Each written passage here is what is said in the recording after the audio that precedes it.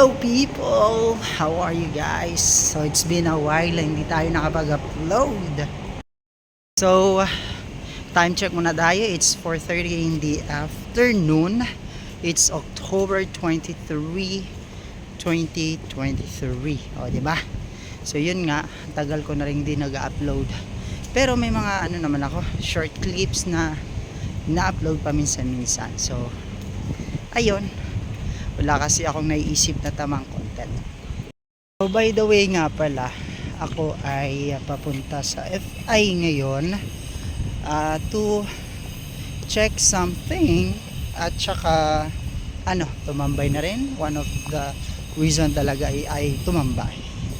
So yun nga, kasi nga nag-iisip din ako minsan kasi when alam niyo yun, yung pagka stressful tayo sa mga moments, kailangan natin maghanap ng isang outlet where we can share or basta mailabas na natin yung mga stress natin sa buhay. Di ba ganun yun?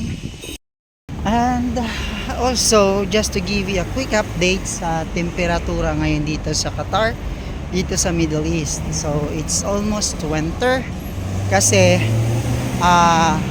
medyo nagpaparamdam na ang taglamig. Medyo mainit-init pa naman siya ng very light lang. However, manageable na siya, unlike pagka-humid talaga, especially June, July, August. Talagang maluluto ang itlog mo doon, 'di ba? Ganun siya kainit. Pero now it's actually manageable. Kaya tayo ay nakakapaglakad-lakad na. Pero even before naman na mainit, naglalakad-lakad pa rin ako. Pero mas maganda yung ganitong temperature. Not so hot. Hindi rin siya malamig, 'di ba? Kaya okay na itong ganito.